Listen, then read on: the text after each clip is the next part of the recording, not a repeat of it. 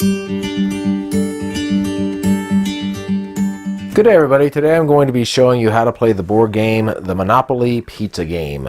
Now this is a very simplified version of Monopoly, and a few of the differences. There's no houses or hotels in this game. There's no mortgaging, and a few other things. But anyway, basically the object of this game is you are going to try to have the most pizza slices by the end of the game. And there's a few ways you can do that, and I'll get into that here in a little bit. But I'll go ahead and show you some of the components. Right here you got your board game pieces. These are all pizza themed, and I'll just show them to you. You've got a little pizza guy here. You've got some pizza here. You got a slicer. You got a bike pizza delivery guy, a cheese grater, and then a little shaker here. So all those are there for you. Now, I'll talk about the different spaces over here. Of course, you've got your property cards. In this case, they're just pizza cards, and all the things that would typically be properties are pizza toppings. Now, each set has 2 cards. In regular Monopoly, some of them have 3, but all of these have 2. And they each have a value at the end of the game, too. So what you're trying to do is collect the most amount of slices. If you end up purchasing this card, it'll be worth 1 slice at the end of the game, and this is just this particular card.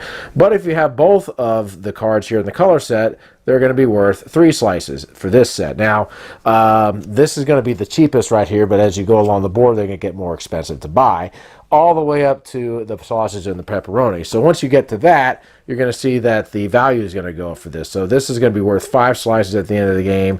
And if you end up having both of them at the end, they're going to be worth 7 slices each. Now, you also have spaces that say chance and community chest. And these here are the cards in the middle. And these cards can do 3 things. One thing they can do is you'll be just following what they say, and you'll just follow what it says automatically. In this case, you would pay the bank $10.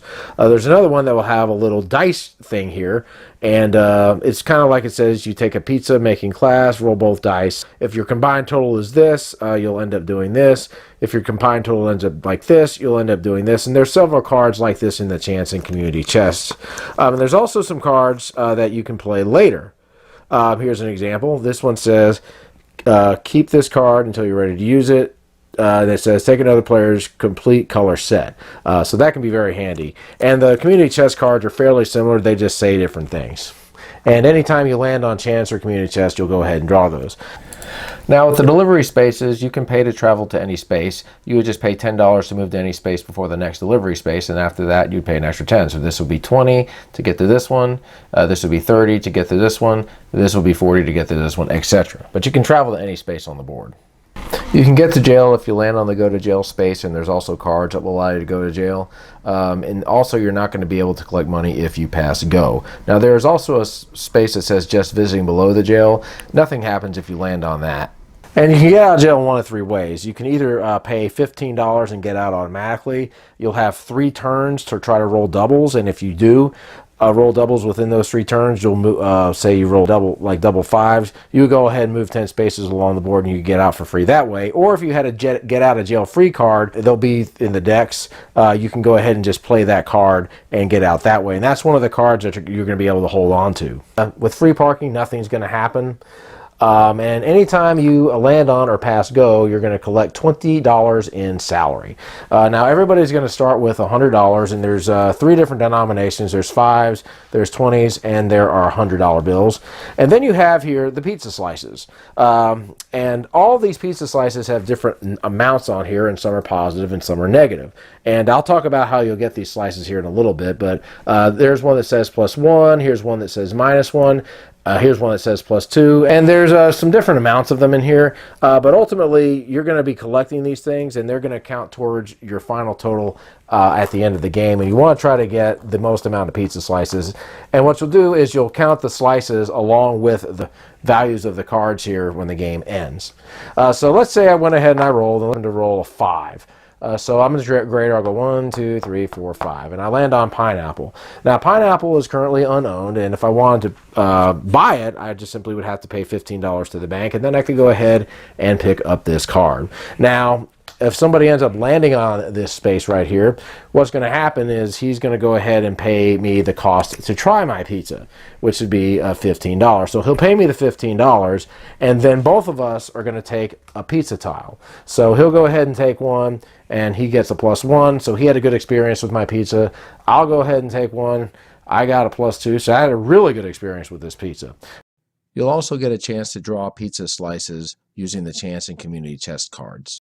And so that's how you are able to collect the pizza tokens. Now, if it turns out you land on someone's property and let's just say you did not have $15 to pay, then nothing happens. You don't have to worry about mortgaging or anything like that.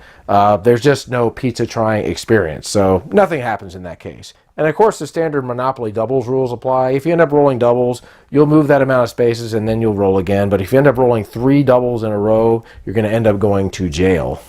Now, you can also do deals and trades in this game. As properties are getting bought, you may want to try to see if you can get full color sets with somebody. Somebody else may end up having this light blue, for example, and you may end up having something that he might want. So you can try to do deals and trades, and you can just do straight out trading, or you can offer each other money for the properties, however you want to do it. It's all up to you. Now, if it turns out that you end up landing on a community chest space somewhere and they want you to pay money, but you don't have the money, then what you're going to do is you're going to go ahead and pay what you can, and then basically sell off your property cards. So, and you just basically would sell them off to the bank for the value that they are worth. So, for example, this card would be worth $15, and or I could just sell it to somebody else and try to get the money that way. So that's another way that I could do it. Now, the game is going to end once all of the pizza toppings have been purchased. And what everyone's going to do is they're going to go through their cards here and start totaling them up. Like this would be 4 slices. If he had a complete set of these, it would be 6 slices. This would be 6 slices for that too. And everyone's going to count these up. And then they're also going to go ahead and count up the pizza values as well, and they're going to combine them, and whoever has the most amount of pizza by the end of the game is going to win. And that, ladies and gentlemen, is Monopoly, the pizza game.